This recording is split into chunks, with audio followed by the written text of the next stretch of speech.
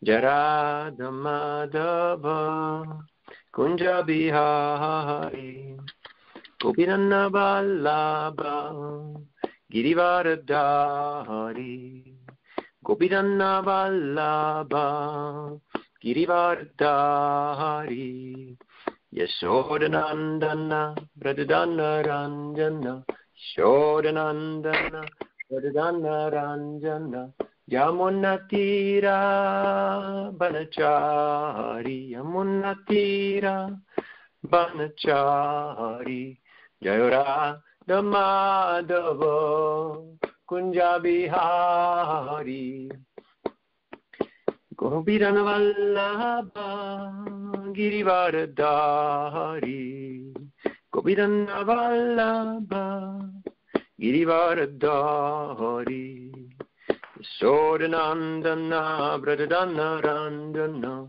Sodanandana Pradana Ranjana Yamunatira Banachari Yamunatira Banachari Radha Madhava Kunja Bihari Radha Madhava Kunja Bihari Nama Om Vishnu Padaya Krishna Pristaya Bhutale Mate Bhakti Vedanta Swami Niti Namine Nama Om Vishnu Padaya Krishna Pristaya Bhutale Srimate Bhakti Vedanta Swami Niti Namine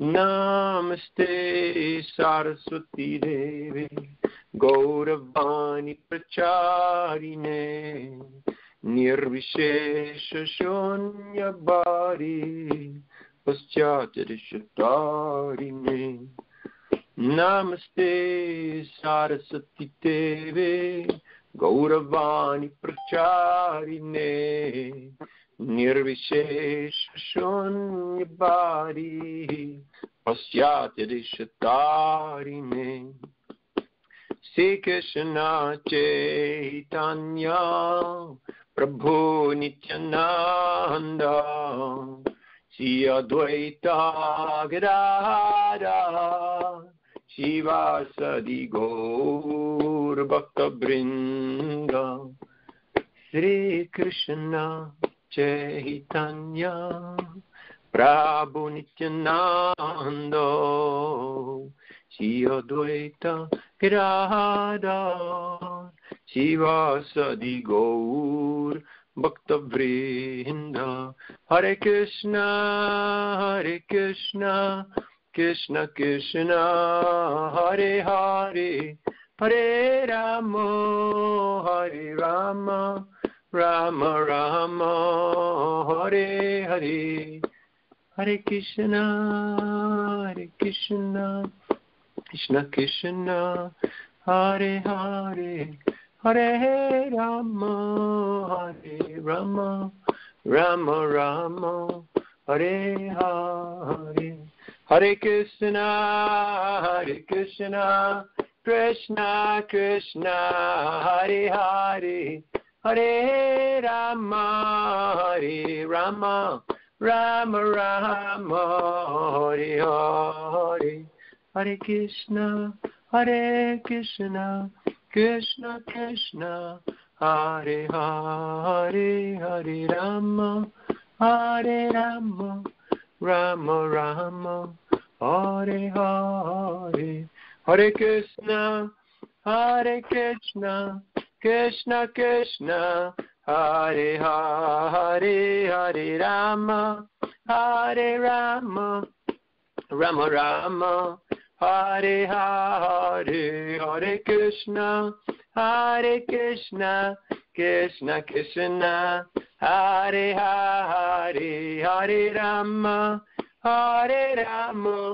Rama Rama Hare Hare Hare Krishna Krishna Krishna Hare Hare Hare Rama Hare Rama, Rama Rama, Hare Hare, Hare Krishna, Krishna Krishna, Hare Hare, Hare Rama, Rama Rama, Hare Hare. Jaya Prabhupada, Prabhupada, Prabhupada, Jaya Prabhupada, Prabhupada, Prabhupada, Prabhupada, Jaya Jaya Prabhupada, Jai Gaura Hari Bol, Hari Bol, Hari Bol, Nitai Gaura Hari Bol, Jai Gaura Hari Bol, Hari Bol, Hari Bol, Nitai Gaura Hari Bol.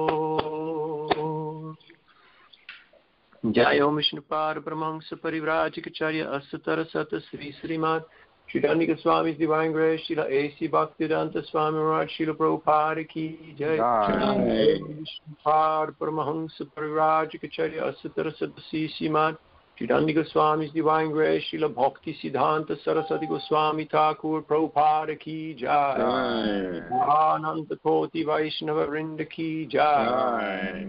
From BBD Founder Charya Srila Prabhupada Ki Jai. Namacharya Srila Haridas Thakur Ki Jai.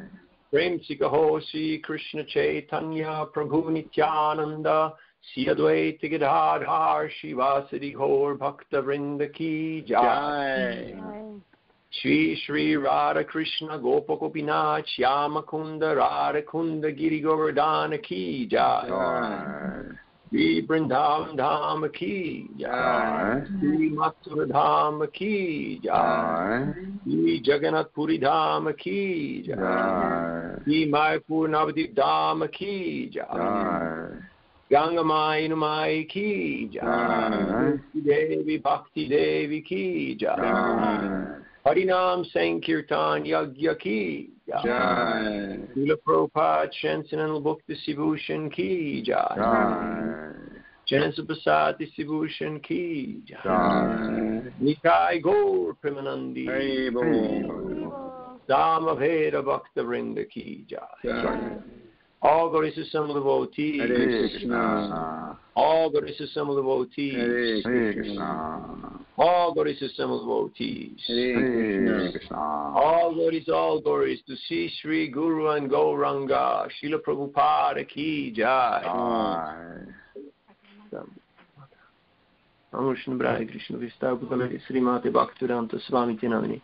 Namaste Saraswati Devi Gauravani Tani Irshesha Shunyavadi Paschatya Desha Tarine.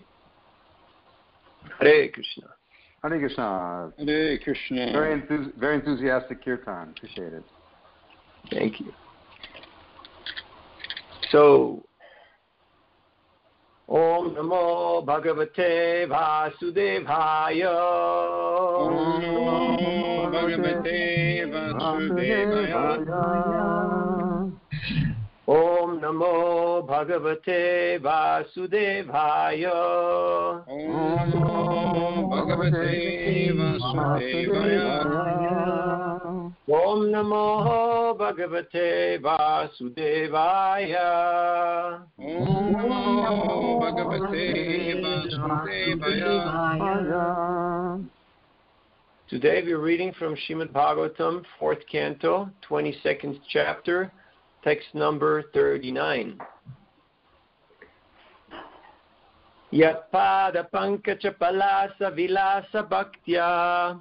Yat pada pankaja palasa vilasa bhaktya. Yat pada pankaja palasa vilasa bhaktya. Yat pada pankaja palasa vilasa bhaktya. Karma shayam gratitam udgratayanti santa.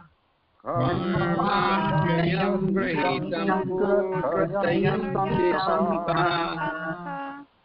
Karma shayam gratitam udgratayanti santa. Karma shayam gratitam udgratayanti santa. Tadvan riktamatayo yatayopi ruddha.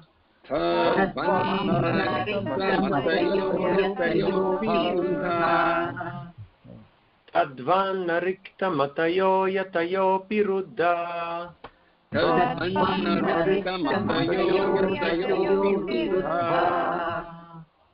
Shroto ganastamaranam bhajava sudevam.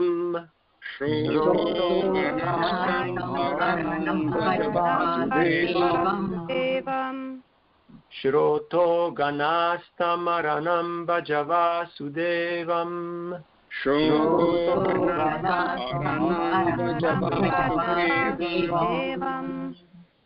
Yat pada pankaja palasa vilasa bhaktya.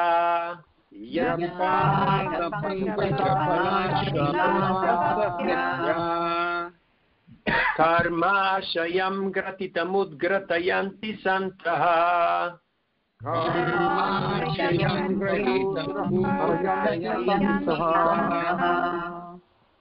Tadvan riktamatayo yatayopi ruddha.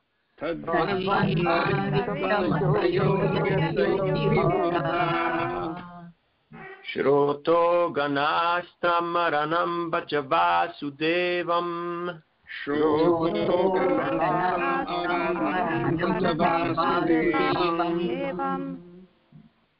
Yatpada pankaja palasha vilasa bhaktya.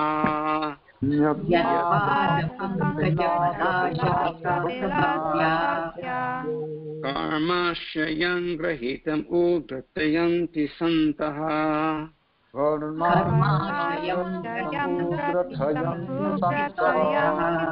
Tadvanna riktamatayo yatayopi rudha.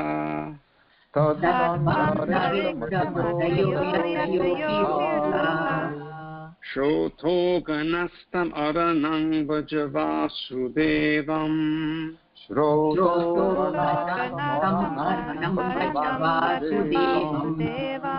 Yatpada pankaja palasha vilasa bhaktya.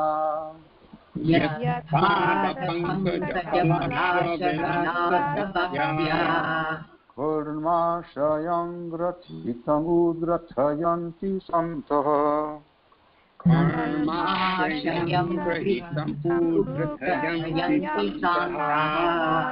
Tadvanna riktamatayo yatayopi ruddha.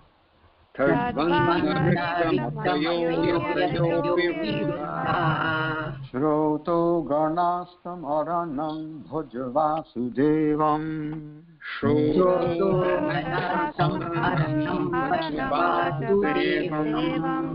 Yatpada pankaja palasha vilasa bhaktya.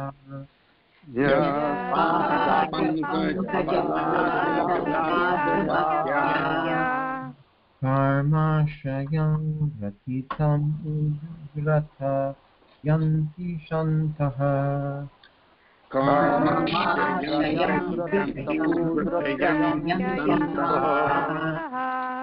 Tadvanna riktamatayo yatayo pirudha.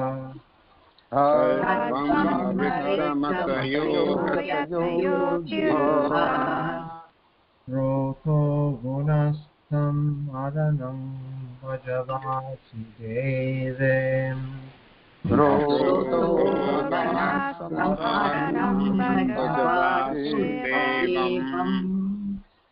Yatpada pankaja palasa vilasa bhaktya. Yatpada pankaja palasa vilasa bhaktya. Karma shayam grahitam ugrahayanti shanta. Karma shayam grahitam ugrahayanti shanta. Tadvana riktamatayo yatayo pirudha. Tadvana riktamatayo yatayo pirudha. Sroto ganastam aranam bhaktava sudevam. Sroto ganastam aranam bhaktava sudevam. Yat यत्पादपङ्कजफलाशविलासभक्त्या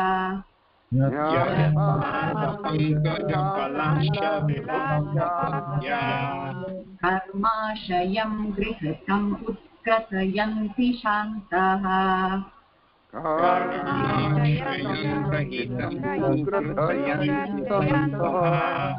तत्त्वन्नरिक्तमतयो यतयोऽपि रुद्धा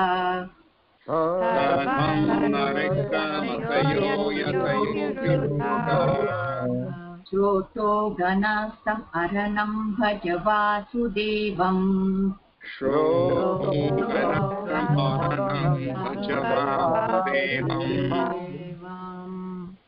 यत्पादपङ्कजफलाशविलास्य भक्त्या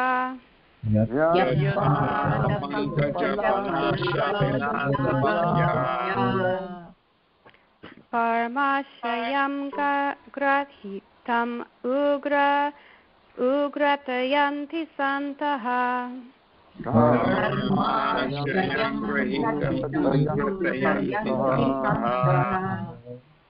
तद्वन्नरिक्तमतयो यतयोऽपिरुधा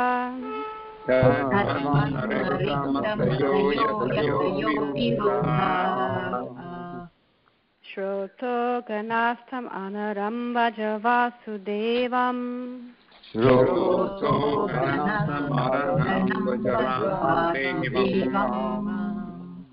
Yat. Whose. Pada. Feet.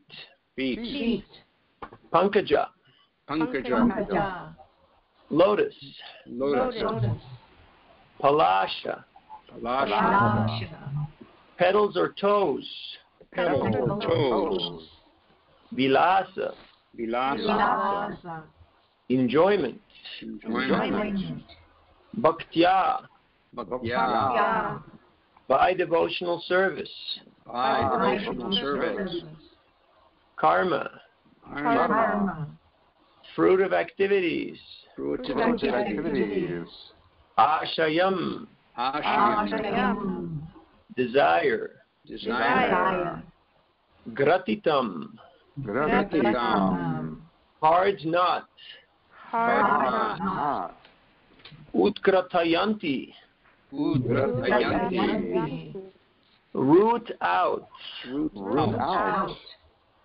Santaha. Devotees. Tat. That. Vat. Like. Na. Never. Rikta matayaha. Persons devoid of devotional service. Yataha. Ever increasingly trying. Api. Even though. Rudha. Stopped. Shrota Ganaha. The waves of sense enjoyment. Come. Unto him. Aranam. Worthy to take shelter. Bhaja. Engage in devotional service. Vasudevam. Unto Krishna, the son of Vasudev.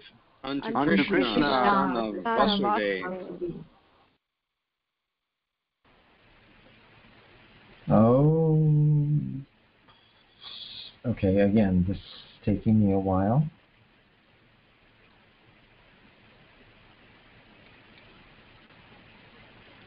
Okay, I've done it. All right. The devotees who are always engaged in the service of the toes of the lotus feet of the Lord can very easily overcome hard-knotted desires for fruitive activities, because this is very difficult. The non-devotees, the jnanis and yogis, although trying to stop the waves of sense gratification, cannot do so. Therefore, you are advised to engage in the devotional service of Krishna, the son of Vasudeva. Purport. There are three kinds of transcendentalists trying to overcome the influence of the modes of material nature: the jnanis, yogis, and bhaktas. All of them attempt to overcome the influence of the senses, which is compared to the incessant waves of a river. The waves of a river flow incessantly, and it is very difficult to stop them. Similarly, the waves of desire for material enjoyment are so strong that they cannot be stopped by any process other than bhakti yoga. The bhaktas, by their transcendental devotional service unto the lotus feet of the Lord, become so overwhelmed with transcendental bliss that automatically their desires for material enjoyment stop. The jnanis and yogis who are not attached to the lotus feet of the Lord simply struggle against the waves of desire. They are described in this verse as rikta mataya, which means devoid of devotional service. In other words, the jnanis and yogis, although trying to be free from the desires of material activities, actually become more and more entangled in false philosophical speculation or strenuous attempts to stop the activities of the senses. As stated previously, Vasudeve Bhagavati Bhakti Yoga Prayojitaha Janayati Ashu Vairagyam Jnanam Chaya Rahaitukam. This is Srimad Bhagavatam, 1st Canto, 2nd chapter, text number 7. Here also the same point is stressed. Bhaja Vasudevam indicates that one who is engaged in the loving service of Krishna, the son of Vasudeva, can very easily stop the waves of desires. As long as one continues to try to artificially stop the waves of desires, he will certainly be defeated. That is indicated in this verse. Desires for fruitive activities are strongly rooted, but the trees of desire can be uprooted completely by devotional service, because devotional service employs superior desire. One can give up inferior desires when engaged in superior desires. To try to stop desires is impossible. Let me repeat that. To try to stop desires is impossible. One has to desire the supreme in order not to be entangled in inferior desires. Jnanis maintain a desire to become one with the supreme, but such desire is also considered to be kama, lust. Similarly, the yogis desire mystic power, and that is also kama. And the bhaktas, not being desirous of any sort of material enjoyment, become purified. There is no artificial attempt to stop desire. Desire becomes a source of spiritual enjoyment under the protection of the toes of the lotus feet of the Lord. It is stated herein by the Kumaras that the lotus feet of Lord Krishna are the ultimate reservoir of all pleasure. One should therefore take shelter of the lotus feet of the Lord, instead of trying unsuccessfully to stop desires for material enjoyment. As long as one is unable to stop the desire for material enjoyment, there is no possibility of becoming liberated from the entanglement of material existence. It may be argued that the waves of a river are incessantly flowing and that they cannot be stopped, but the waves of the river flow toward the sea.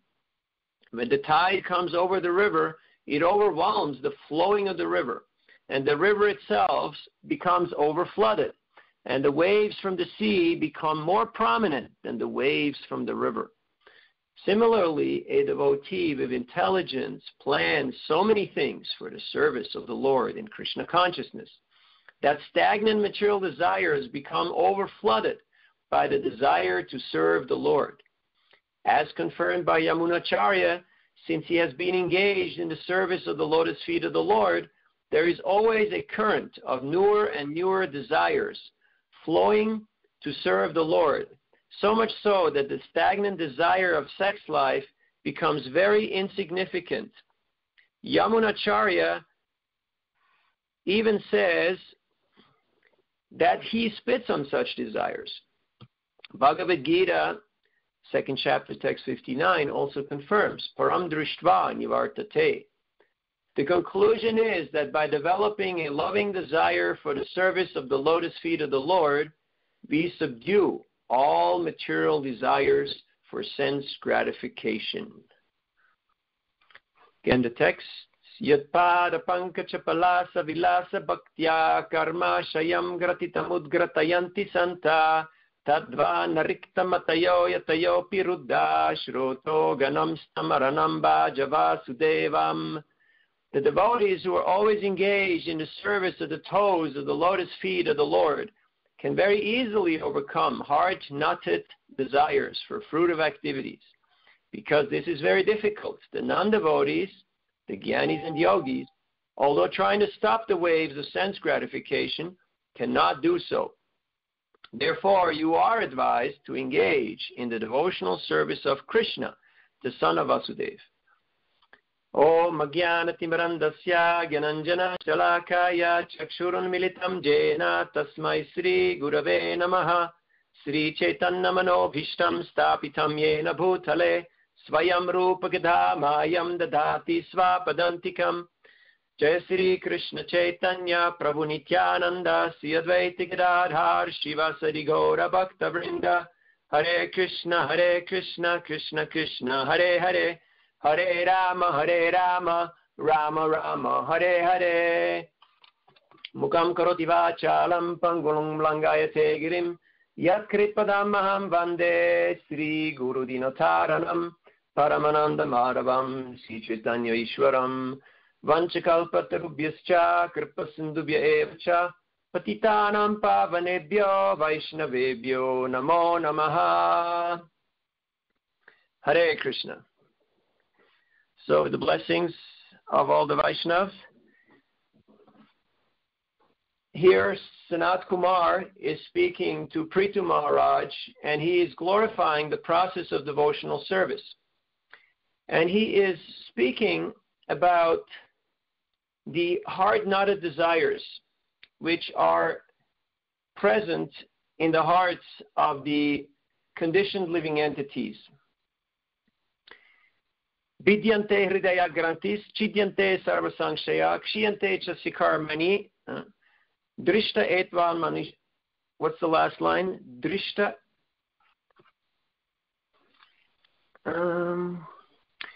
Anyhow, it's still early in the day. Still a bit rusty. So that verse from the Bhagavatam says that this Bhakti Yoga will actually sever these hard-knotted desires in the heart and uproot them completely by the practice of devotional service.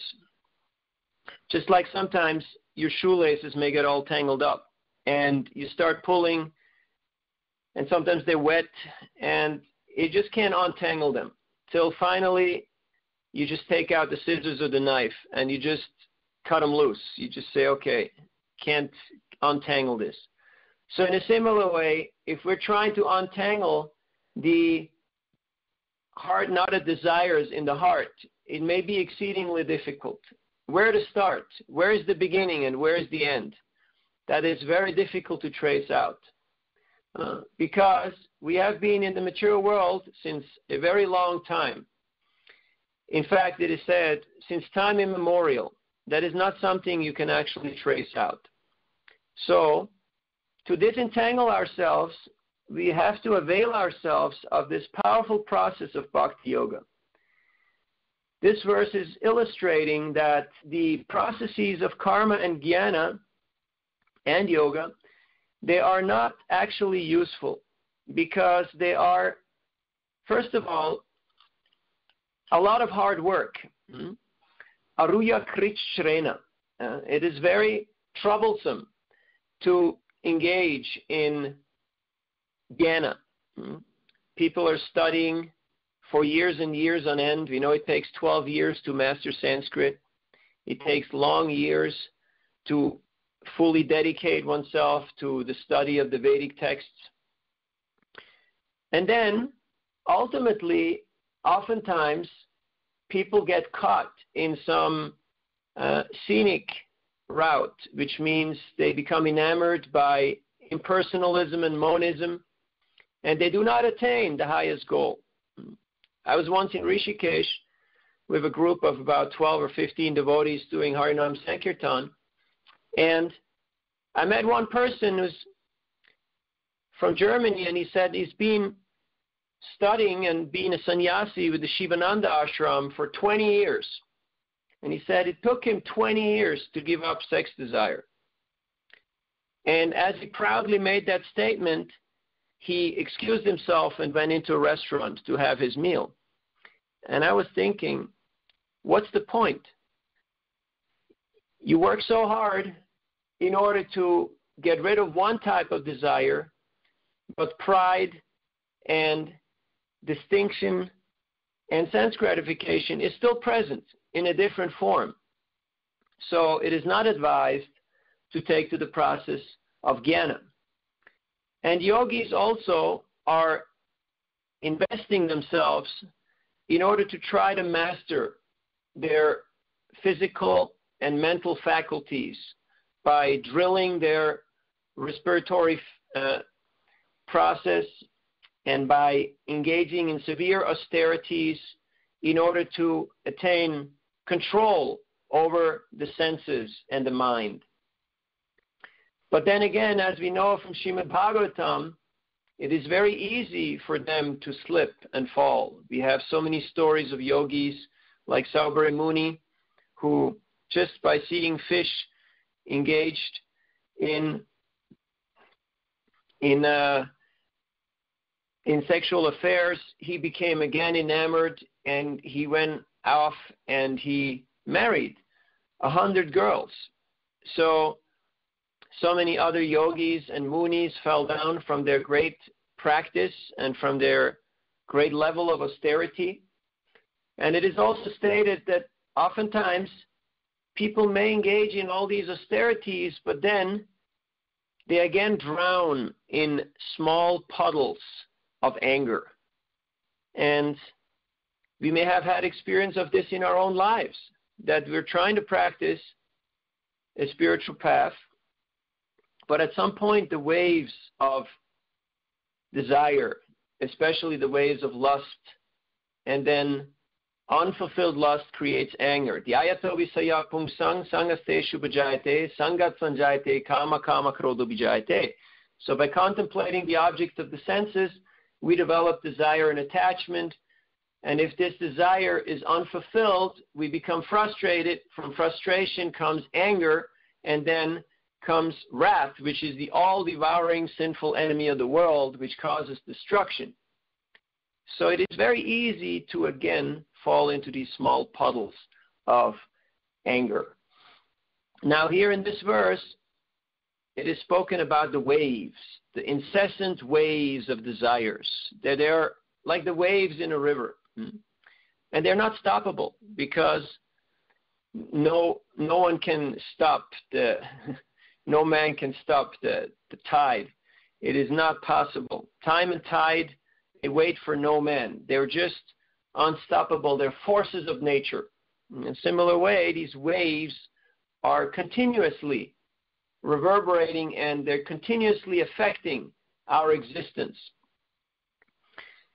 So, this verse here, in the purport, Srila Prabhupada gives us a very beautiful analogy how we can overcome the waves of sense gratification by the practice of devotional service, by taking shelter at the lotus feet of Krishna, the son of Vasudev, who is known as Vasudev.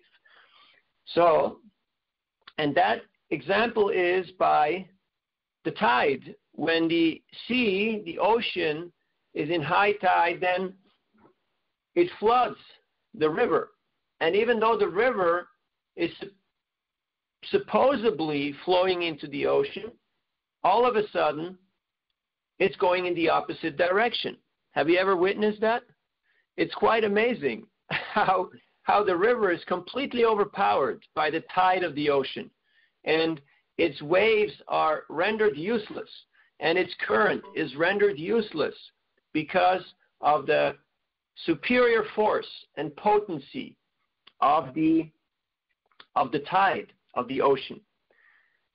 So, in a similar way, if we engage in the practice of Bhakti Yoga, then the superior desires for service of Krishna and the spiritual master, they will supersede. They will completely flood the waves of our desires for material enjoyment, for sense gratification. So that is a beautiful analogy that we can remember and meditate upon. So to become desireless is not possible, as it is stated here in the purport, that we can never give up desires, because desire is the inherent nature of the soul. We cannot rid ourselves of desire. There is no possibility of doing so. But we can simply redirect our desires towards the devotional service of the Lord.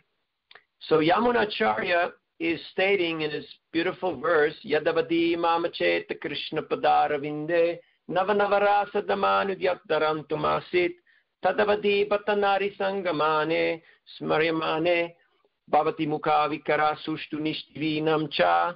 That since he is experiencing ever fresh and newer taste in the performance of devotional service, that even if a thought of previous experiences of sense gratification crosses his mind, because he was a king and he had ample experience of such types of scenarios, when that thought comes into his mind, his lips curl in distaste and he spits on the thought. Now, as it is stated here in the purport, Prabhupada says he spits on the desire, and the verse itself literally says he spits on the thought. Unfortunately, sometimes neophyte devotees have thought that they have to spit on the opposite sex, and in this way show their detachment or their superiority. But that has usually backfired, because such an attitude is offensive, and it has created a backlash of great dissatisfaction. I just finished reading the beautiful book, Bonds of Love, of the memories and reminiscences of Srila Prabhupada's daughters, his disciple ladies, who are stating their experiences with Srila Prabhupada. And several of them have made the point that there was a particular sannyasi who wanted to send all the ladies to Australia. I don't know if you remember that time. I was not there. That was before my days. But it was noted on several occasions, and it was not very much appreciated. And Srila Prabhupada said, if they are disturbed, then let the brahmacharis and sannyasis just go to the forest. So that was his counter-argument to that sannyasi's proposal to send all the women to Australia. And then, so later on, when now let's not digress. So, how to develop superior desires for devotional service? How to cultivate such desires? By associating with devotees who have that higher taste, who have attained that absorption in devotional service of the Lord. That's why we are always searching out and eager and hankering for the association of more advanced devotees. As you can see here in this encounter between Maharaj Prithu and the four Kumaras, they are all Avesha, they're all representatives of the Shakti, of the potency of the Supreme Lord. Yet they're very eager to associate with other devotees and to discuss about the Lord's glories and the glories of devotional service. Tushyanti charamanti cha. They always want to churn that reminiscence of the lotus feet of the Lord. And therefore, they are very happy to become fully enamored and fully captivated by that special breeze, that special fragrance, that special taste that emanates from the lotus feet of the Lord. Now we know lotus feet, they exemplify service because the feet, they serve the body. Sometimes people are puzzled and they're wondering, why are you always talking about feet? Is this your fetish? Is this something that you're fixated on? But feet represent service. And thus, devotees always have this mood of humility, so they're trying to approach the lotus feet of the Lord through humble service. In the third canto of the Bhagavatam, there's this beautiful prayer. Tasya ravinda nayanasya padaravinda kinjalka mishra tulasi makaranda vayu antargatak svavivarena chakara tesham shankshobhamakshara jusham apichittatanvo. When the breeze carrying the aroma of tulsi leaves from the toes of the lotus feet of the Supreme Personality of Godhead entered the nostrils of those sages, they experienced a change both in body and in mind, even though they were attached to the impersonal Brahman understanding. Now, similarly like with the verse that we chanted today, Sanskrit is very beautiful and the translations are also very poetic. So, as a little takeaway from today, from the small discourse, if you want to learn a verse, just chant it over and over and over again. And you find your own rhythm, your own rhyme. It becomes like a rap. When the breeze carrying the aroma of the tulsi leaves from the toes of the lotus feet of the Supreme Personality of Godhead entered the nostrils of these sages. So, in this way, you can remember and you can reminiscent these beautiful verses that are given. So the four Kumaras, even though they were already established in Brahman realization, when they actually had darshan of Vishnu, and that breeze carried the aroma of the tulsi leaves, which were on the lotus feet of the Lord, and they entered their nostrils, they experienced a change in body and mind, even though they were already so highly advanced, because this was the superior power and potency of the Mahaprasad of the Lord. And their heart became changed. They became seriously affected. Therefore, we're seeking out such type of association, the association of more advanced devotees, because we know that by their association, somehow, a little bit of that fragrance, a little bit of that dust, those dhulis, those fragments, those particles will rub off on us. And our heart will change. One time I was in Vrindavan after Govardhan Parikrama. This was sometimes in the 90s, mid-90s. And with my friend and older brother Harinamananda Prabhu, we had done Govardhan Parikrama. And after that we went and we visited Buddhimanta Prabhu. And Buddhimanta Prabhu, as I'm sure most of you know, was a big book distributor, and he dedicated his life to this service, to please Srila Prabhupada through the distribution of his books, and he would also travel far and wide to teach others about how to distribute Prabhupada's books. I heard the story how he was in Los Angeles, and one time after Sankirtan, he came back to the darshan that Srila Prabhupada was holding in his quarters, and it was summer in LA and it's pretty hot, so he just ran in after taking his shower, just with a dhoti on, bare-chested. And there's two versions of the story. One story says that Prabhupada gave him his own shirt, he took it off and gave it to him, and another version is he told one of his assistants, his servants, to get a shirt from his almirah, and he gave that shirt to Buddhimanta.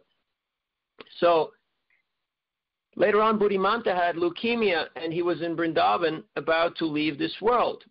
So when we visited him, he was semi-conscious. He was going in and out of aware state of consciousness. But whenever he started talking about Srila Prabhupada, his memory became clear and sharp like the midday sun. And even though he was in a very uncomfortable position, his entire body was on fire. He was in pain in every joint of his body. He was lying on that bed like Bhishma Dev on the bed of arrows.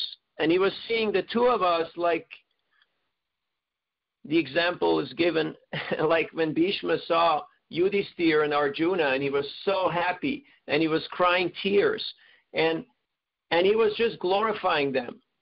So Buddhimanta was not speaking about his pain, he was not speaking about his disease, or about his struggle in life, or about his frustration of having to leave this world, but he was saying pleasing words of nectar that were coming forth from his mouth.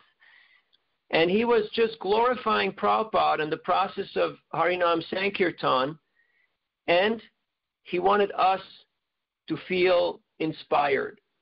So he was telling us that I was only distributing a few books, and Prabhupada gave me his own shirt, and you are distributing thousands and thousands of books.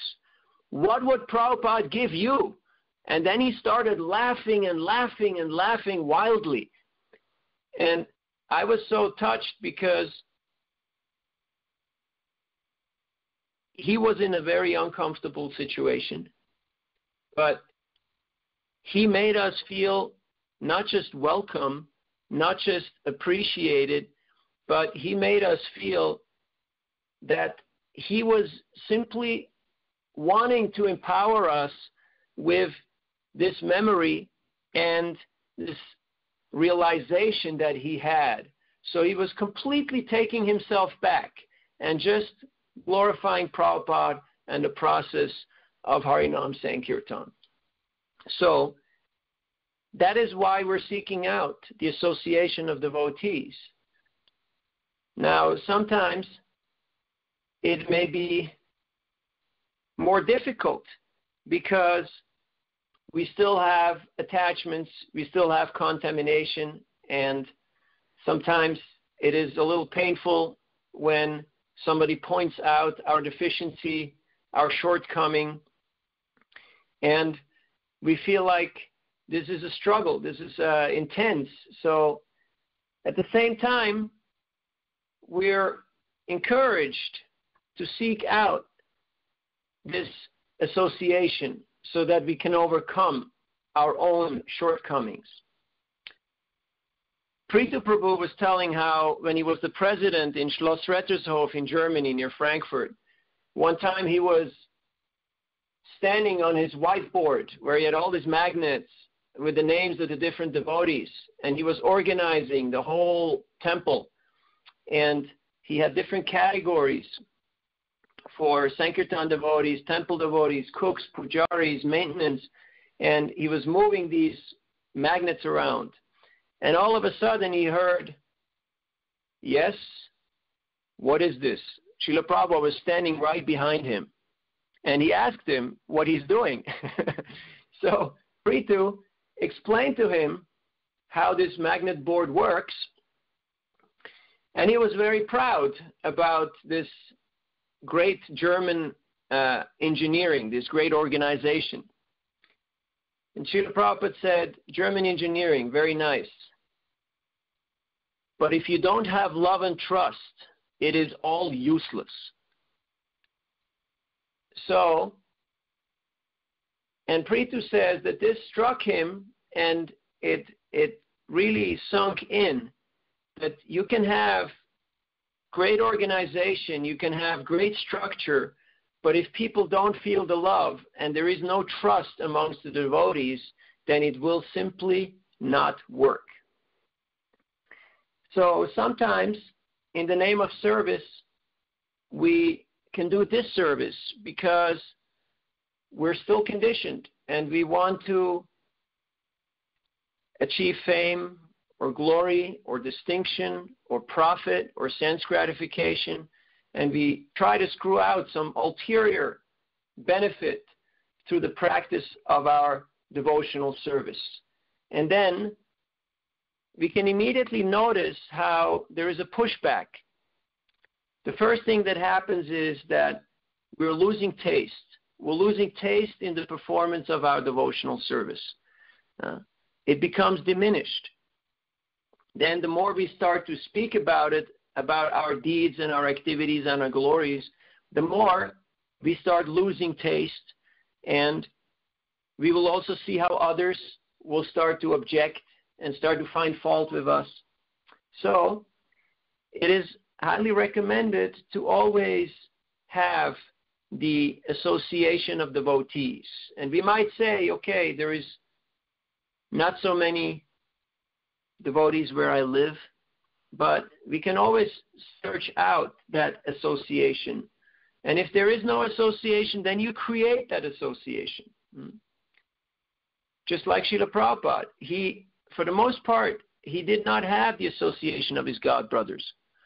So he saw his disciples as his association, and he had them chant and read and give class, and he would participate in his functions because it was his association. So to create sadhu sangha means that we're seeking out Krishna's presence in the shelter and in the association of the Vaishnavas, especially peer association. Now we might say, who is a peer? And we start looking at how old are people or when did they join. But actually, anyone who can challenge you is your peer. Or anyone who's doing a similar type of activity like devotional service is your peer. Now, of course, there are gradations, but it is good to see things in such a way. There's another beautiful verse in the Bhagavatam that is related to this that I like to bring in here. And this is from Srimad Bhagavatam, 10th canto, 14th chapter, text number 8. Te nukampam susamikshamano bunjana evatmakritam vipakam ritvagva bubir vidadan namaste jivetiyo muktipade sadaya bhak. This was quoted by Sarvabhauma Bhattacharya to Lord Chaitanya, and he changed muktipade to bhaktipade. And Mahaprabhu told him, you can't do that. You can't change the Shastra. Now, we're not going to talk about book changes, but you cannot take words out and put other words just because you have a certain feeling or sentiment or aversion towards them. Because muktipade means devotional service. My dear Lord, one who earnestly waits for you to bestow your causeless mercy upon him, all the while patiently suffering the reactions of his past misdeeds, and offering you respectful obeisances of his heart, words, and body, is surely eligible for liberation, for it has become his rightful claim. So, Dayabhak is the law of inheritance. What do you have to do in order to inherit the property of your ancestors? You have to stay alive. So, if all you remember from this class today, it is this: stay alive in Krishna consciousness. Stay alive in Krishna consciousness. And that means seeking out association of devotees who is inspiring us. And it also means that by that association and by that performance of devotional service, we will be able to tolerate and to patiently endure the reactions of our past misdeeds, and not taking them to be some freak accidents of material nature or some vicious attacks of certain individuals, but we can actually see them as the nudging, as the loving encouragement of the Supreme Lord, who is simply moving us along the trail so we can come closer to him and we can take shelter of his lotus feet wholeheartedly. So these are some reflections that I wanted to share with you on today's verse. The main topic was how to make active plans for devotional service and not to simply engage in a mechanical process, not to get attached to intellectual pursuits or the process of yoga, but to dedicate oneself to the superior process of devotional service, who will help us to overcome our heart-knotted desires for fruitive activities, and only this can actually stop the relentless waves of sense gratification, which are unceasing, and they will be there as long as we have a material body. One time Srila Prabhupada was in Mayapur, and he was in his room, in his quarters, with a whole group of devotees, and they were speaking about the waves of sense gratification. And some devotees were wondering, how long will these waves continue? And there was an elderly gentleman who was about 82 years old, and he said that, yeah, if you get old, then it will naturally go away. And then Srila Prabhupada, he looked up and he said, naturally? Never. They will never go away.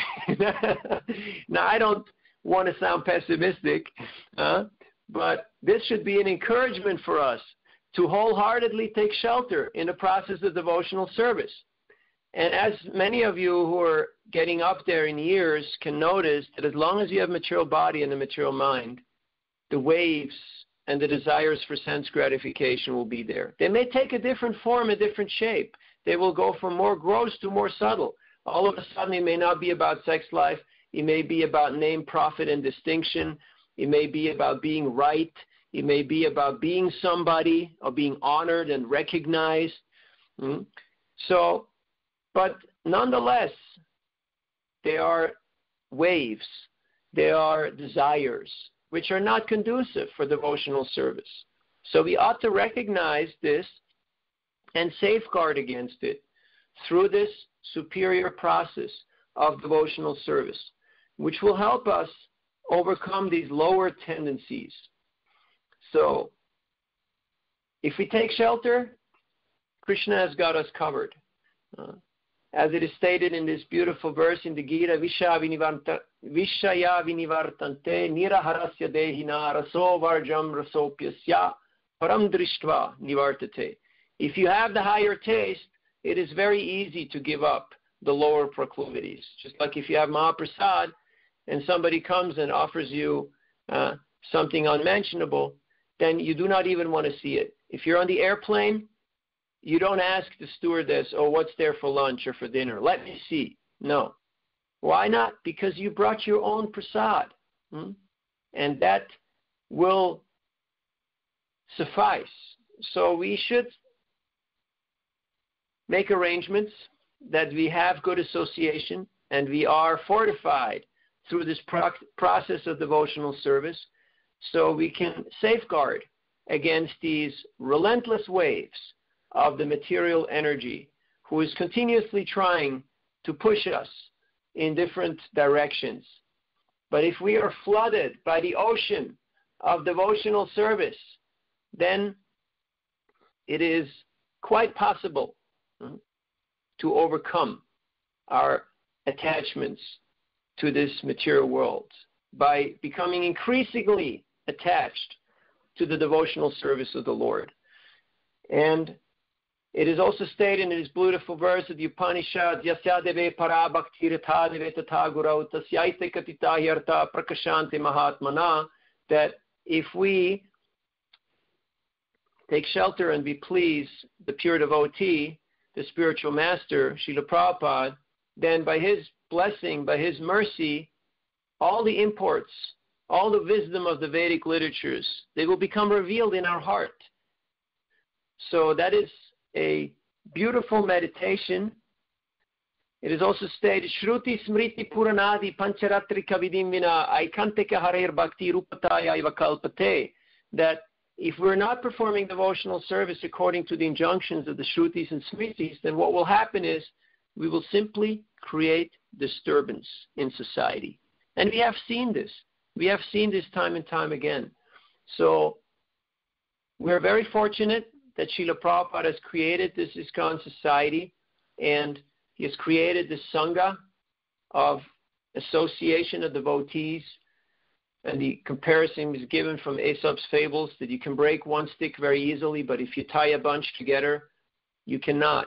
So individually, everyone can be stopped. But if we are taking shelter in the association of devotees, then we are strong and fortified to overcome the onslaught, the relentless waves of the material energy. Hare Krishna, Krishna Krishna, Hare Hare, Hare Rama, Rama Rama, Hare Hare. Thank you for your kind attention. At this point, I'd like to hear if there's any comments or questions.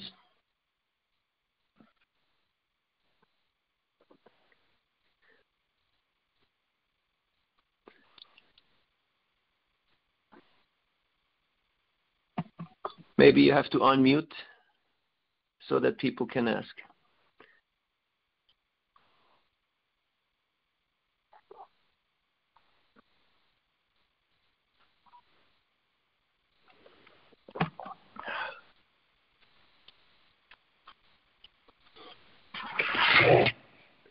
I'm not hearing anybody.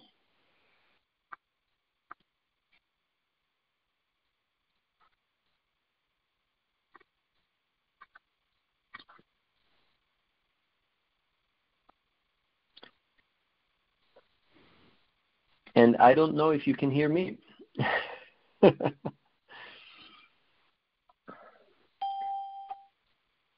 Hare Krishna.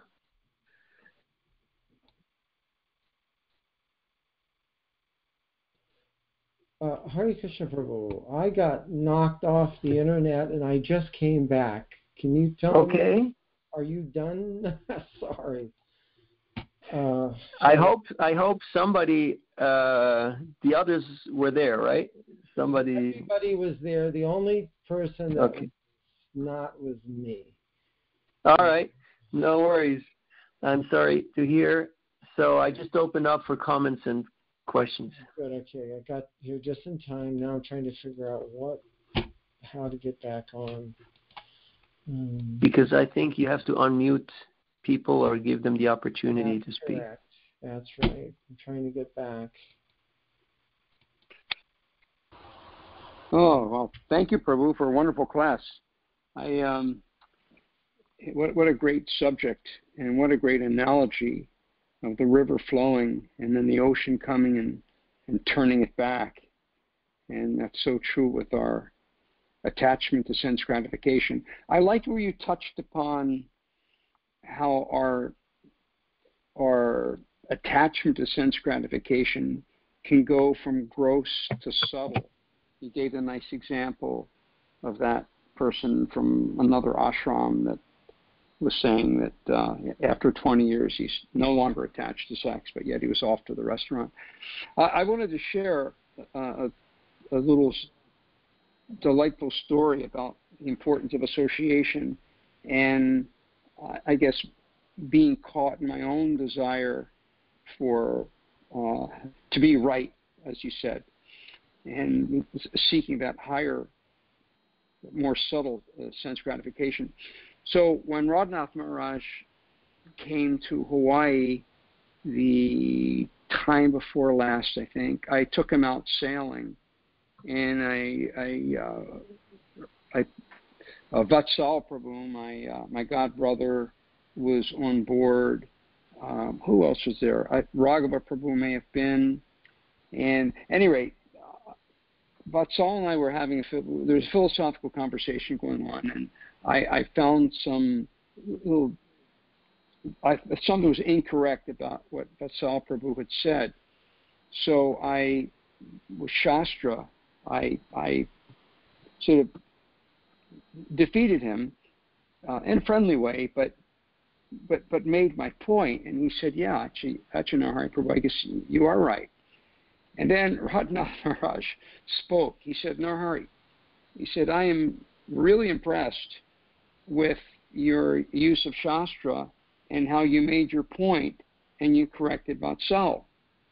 He said, but I'm more impressed with Vatsal because he admitted he was wrong. And anyway, I thought that was pretty sweet that he had detected a little pride in there's a lot of pride, but he detected some, and corrected me in that way. It was really helpful spiritually to me. So anyway, just a little story, just sharing that of how we can start falling in that and not even realize it, that we're going for a more subtle form of sense gratification, and how by the association of devotees we have the opportunity to have these things revealed to us in a very sweet and fun way. But thank you so much for the class. Thank you so much, Narahari Prabhu. This was very instructive. And we also see that, like in the story of Ramachandra Puri, he had a steady desire to criticize others.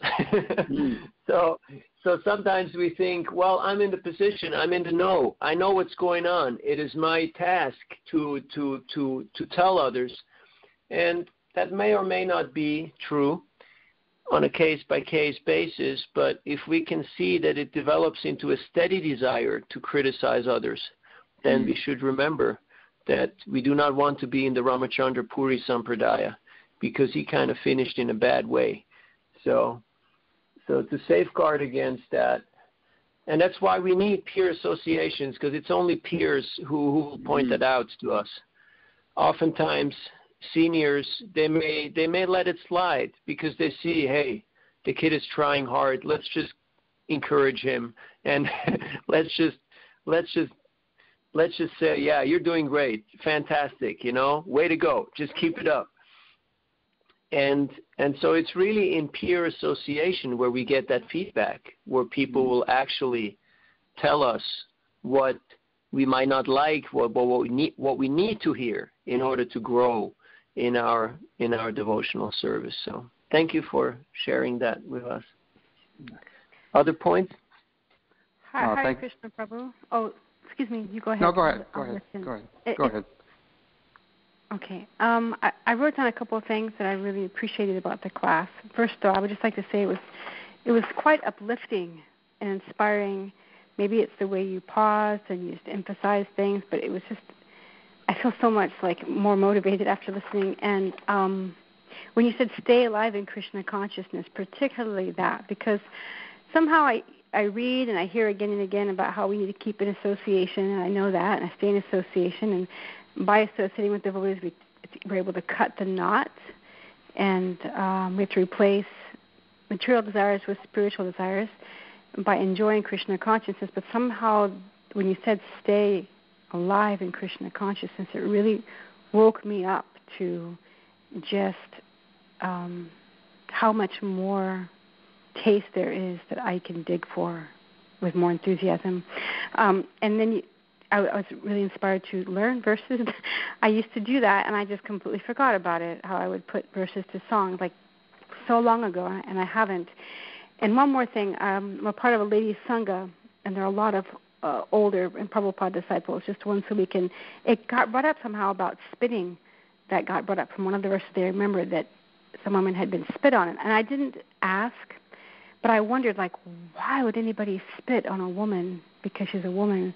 And so that question was answered in this class, and it was just nice to have that clarification. It was a great class.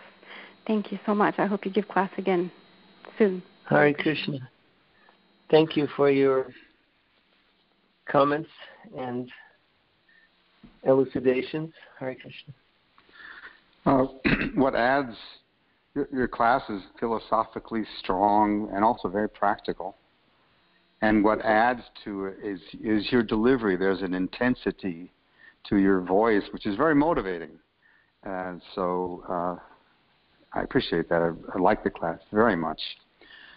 You did address this, and maybe you even answered this question, but I can't tell you how many, maybe even scores of Sunday feasts lectures I've heard in which the speaker says, how do you know that you're advancing in Krishna consciousness? Because your material desires go away. But it's not exactly like that. You mentioned how they may become more subtle. Hanuman Presak Maharaj in a class perhaps 2 weeks ago was saying that we learn to tolerate the desires. and of course the example of the ocean countering the flow of the river, that's at a very advanced stage, I would imagine. But if you feel inspired to address that issue, what happens to the desire? I don't feel less desire than I used to. Maybe I tolerate a little bit more. Anything you could say, please? Yeah, I mean, different examples, thank you. Different examples are given in different verses, like Bhakti Pareshanubhavo Viraktiranyatrascha Taishatrisha Kakala Pratyabhyamasyan Yatashantashus Tushti Pushti Kshut Abhayunugasam. So that this virakti, this detachment, it is seemingly automatic or natural, but only because there is attachment to Krishna. So naturally, that will result, just like through the process of eating, there is taste, nourishment, and happiness, satisfaction that comes as a byproduct. So actually, we're not after detachment. We're after devotional service. So, and that detachment is a byproduct. You know, byproduct means it's not the main thing. It's not the goal. We're trying to please Krishna and Guru. And whatever it takes, it might be struggle, it may be blood, sweat, and tears. I mean, all of you have sacrificed tremendously decades and your life, giving your life to Prabhupada and Prabhupada's mission. And you all know from personal experience, the moments we were the most blissful, the whole thought, the whole idea of sense gratification didn't really even cross our minds. But when we go a little dry, which means when we become a little complacent, lackadaisical, a little estranged or separated from the practice or from the association, and then all of a sudden, these waves start to become very strong and perceivable. Now, as you have mentioned, it may be, or probably is, that these waves are always there because material nature is relentless. But if we are saturated and absorbed in the ocean, the oceanic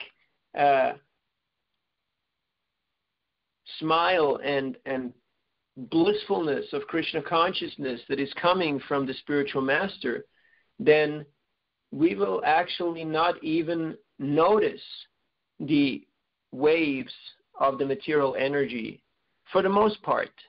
And the little riffles that we may experience, we can easily tolerate them because we have so much greater happiness and joy. So that's just a small elaboration, but maybe somebody else has a more accurate answer for you.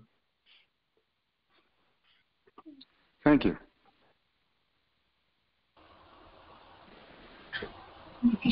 Dhanyavad. Prabhu, Vidagdha Madhavadas here. So, in Prabhupada's purport, he cited 259. And yes. I don't remember if you said the verse, but it's the embodied soul may be restricted from sense enjoyment, though the taste for sense objects remains. But ceasing such engagements by experiencing a higher taste, he is fixed in consciousness. So that's ruchi. It's a high bar, a higher taste. But it can be, before the full manifestation of ruchi, you can have a higher taste, like you were mentioning prasadam. So you can have a higher taste in some ways, but I have a godbrother here. He, Gopa Vrindapal, he's pretty learned, knows Prabhupada's books, he's encyclopedic. And his after so many years, he's saying we should be praying for that taste. That's what's worth praying for, that higher taste. And so I was thinking when I was hearing your class that what does one do until he gets to that stage? And there's 270, a person who is not disturbed by the incessant flow of desires that enter like rivers into the ocean, which is ever being filled, but is always still, can alone achieve peace, and not the man who strives to satisfy such desires. So in the purport, Prabhupada says, as long as one has a material body, the demands of the body for sense gratification will continue. So there's a story, it's a short story. I thought I read some time back that it was Akbar and his Hindu minister Birbal. But was the daughter, yeah. Like this. Okay, yeah. The minister told the king that sex desire never goes away, and the king was sort of nonplussed. He thought old age would naturally decrease that desire. So the minister knew of one man in the kingdom that was dying, and he told the king to come with him to see the dying man, and he told him to bring his most beautiful daughter. And so they entered the room of the dying man, and he was surprised to see that the king had come to see him. And the king expressed his condolences for this man's unfortunate condition. But the man saw the princess, and from then on, he just locked on. He couldn't take his eyes off the princess. And then the king could see the minister's right. So even he's in no condition, to engage that princess, but he still has the desire. Yes, very much so. This is the nature of this world. The taste for the sense object remains. And so unless we experience Krishna consciousness, and you were saying we should pray for taste, I'd say we pray for service, because in service everything is included. It's like a all-in-one package, so to speak. In service you get everything, not just taste, but also conviction, all this tushti pushti kshut apainugasam, all these different stages are included. Because sometimes people, they want to be nectar hounds and they just want to enjoy Krishna consciousness. But it becomes a little, what's the right word? Selective. They're cherry picking. I like this particular activity, but not that one. I like this particular devotee, but not that one. And then, again, it becomes somewhat jaded by our mundane faculties, by our mundane sense of judgment. So the whole tendency of I want to enjoy is maybe not the greatest attitude to go about things. But if we know that if I sincerely and seriously engage in devotional service, and I just heard a class this morning by Srila Prabhupada, and he's over and over stressing these two words, sincere and serious. And we know sincerity means no duplicity. It means no ulterior purpose. Then naturally taste will be, again, a byproduct. Again, it's not the main thing. It's not the main thing. Like when you read the prayers of our acharyas, they're asking for what? They're asking for service. They're not saying, give me taste. They say, give me service. Well, how about Rupa Goswami? He says, please give me the kind of attraction that a young man has for a young girl. I want that for you. Yeah, that's a beautiful analogy, but as you've mentioned, it's a very high level. And that's, not for the initial stages. Anyway, taste doesn't necessarily mean an enjoying mentality. I want to enjoy Krishna consciousness. Yes. That's not apples and oranges. Exactly. Taste, yeah. Okay. Prabhu, we're trying to overcome the tendency of enjoyment here And yes, it requires some attraction to Krishna to do that. Overpowers that. Sure. Thank you. Thank you. Excuse me, Hare Krishna. Just one more thing.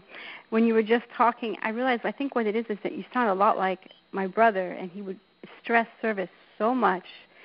He said that you cannot force anyone to respect, like you can't force your kids to respect their father or you. The only way they're going to respect is by service. He says by serving, then respect grows within the person, and by serving Krishna, then love will grow. And by serving other devotees, and all these things. Anyway, your whole class actually reminds me very much of him, and I think that's why I enjoyed it so much.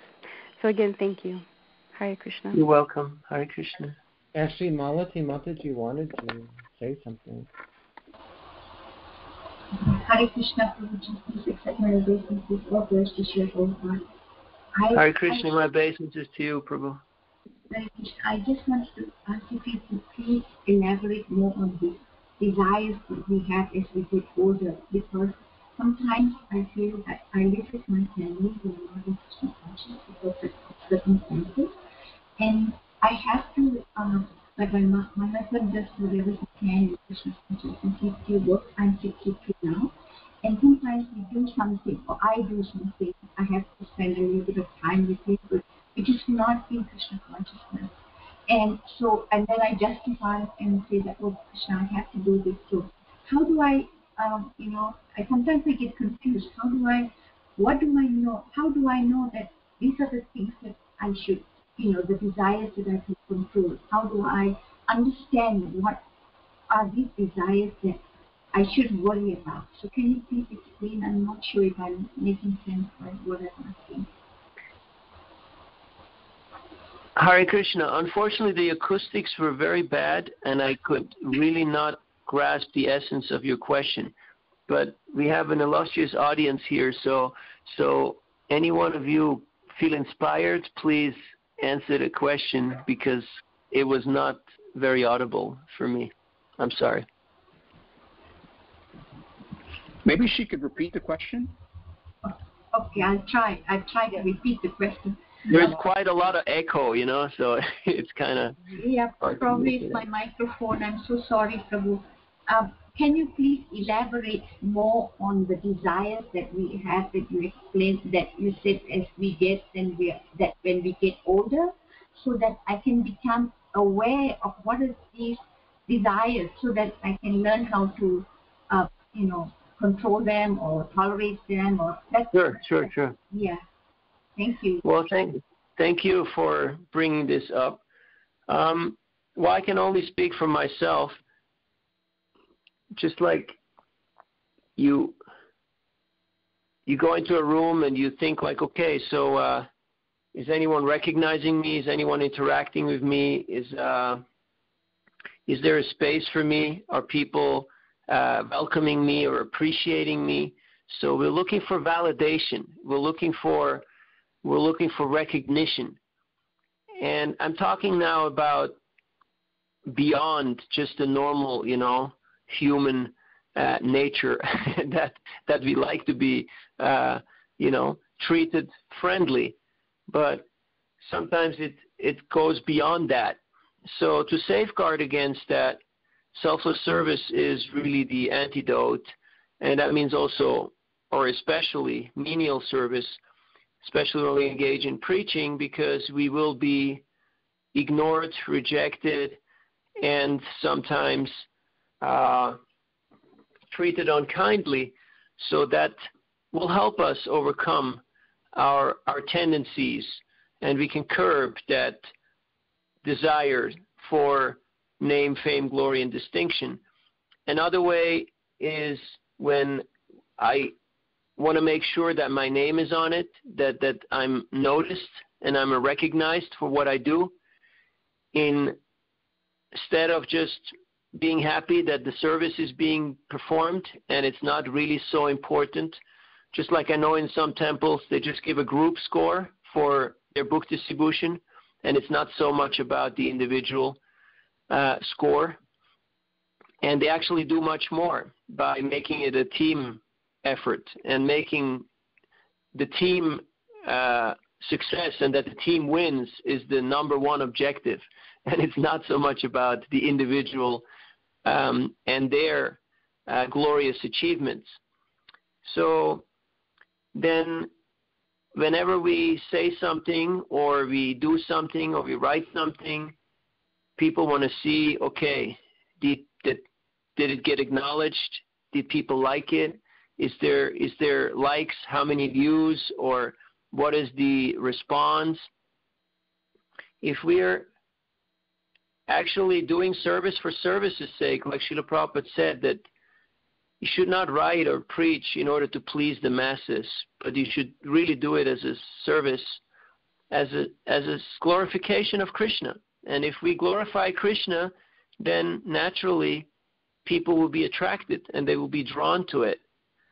And even if you preach to the four walls, or there is very little reciprocation, if we know that we're doing the right thing to please our superior authorities, then we can always be happy in our Krishna consciousness. Srila Niranjan Maharaj one time told me that as long as our satisfaction depends on validation and recognition that comes from this human level, we will always feel some lacking and we will always feel some shortcoming. But if we rejoice in knowing that we're trying to please our spiritual authorities, then we're actually on the safe side. That doesn't mean we should not try to please the devotees and we should not try to get a positive response, but we should not be addicted or captivated by it.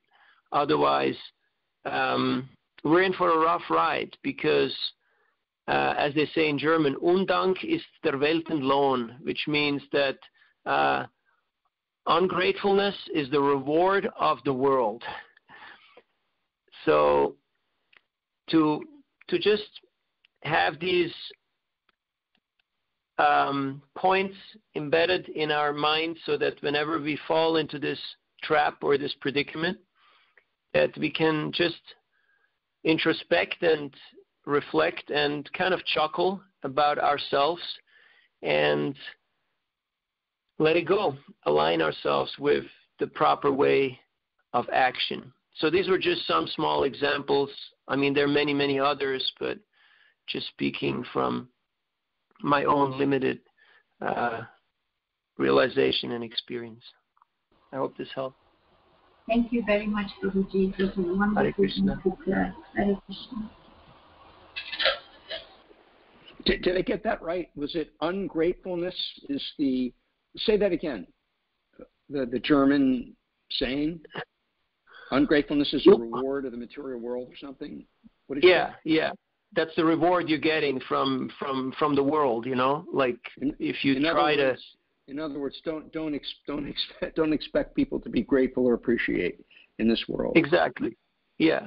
Or else you will, like it was said when Prabhupada arrived in New York, and New York is a city that's not very much impressed by anyone who just got off the boat, you know? But he was not looking for that validation or that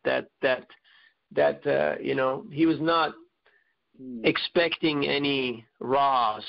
He was just happy to start small and just happy to talk to whoever was there, whether it be Sally in Butler or it be you know, all these other people who he encountered.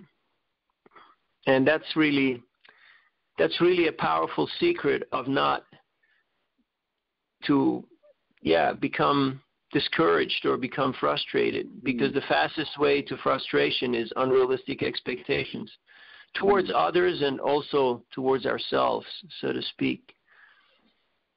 Great point. I'm just speaking from my own personal experience here. No, it's definitely ringing a bell for me as well. I'm sure everyone our son is relating to this. And it's all, it's all impetus to really see that the naked form of this material world, and therefore lose our desire to try to find solutions to make it a nice place. But the only solution is to become detached and attached to Krishna, which is what your whole class was about. Did I tell you the story last time of the man who I met in Santa Cruz? You have to go a little further. I met him on Farmer's Market with his daughter, and he had been to Switzerland in his youth and worked in a bank. And so anyhow, I met him just on the way walking back to the car, and I'll finish off with this story. Don't want to keep you too long from your services. And so he took a book, and he gave me a donation and some fruits. And then at the end, he looked at me and said, "Aren't you a..." And I said, "Yeah, I'm a Hare Krishna." And he said, "You know, it's funny. When I was young, I worked in Switzerland in a town called Winterthur." And I said, "Yeah, I know that town. It's where I was born, where I grew up." And he worked in a bank. And I knew the bank because it was the bank of my parents. So I knew his place of work. I knew exactly what he was doing. And then he said he went to a music festival, a big open-air festival where they're camping out. And one of his so-called friends took off with the tent and all his belongings, his passport, his money, and everything. And he was just left stranded in that festival. And he said, "You guys took me in. You gave me sleeping bag. You gave me food. You gave me shelter." And he was very touched that the devotees went the extra mile. And, you know, this guy had nothing to offer to them, meaning he had no money, he had no resources. He was just, you know, stranded. But because they actually extended themselves beyond the call of duty, I would say he's become touched in his heart for life and convinced about the Hare Krishna movement. So that should inspire us in our own little ways to go the extra mile, just like Prabhupada did, and to extend ourselves sometimes beyond the call of duty. And in this way, it can really have a lasting impression, a lasting impact on people's consciousness. So I just wanted to share that with you. Thank you for inviting me to your Sangha, and all glories to Srila Prabhupada. Please come back soon. Please come back. Thank you. Hare Krishna. Grantarat Srimad Bhagavatam ki jai. Srila Prabhupada ki jai. Gaura Bhakta Vrinda ki jai. Panchakalpa Tarigyacha Kripasnubhyeva cha Patitanam Pavanebhyo. Hare Krishna. Hare Krishna.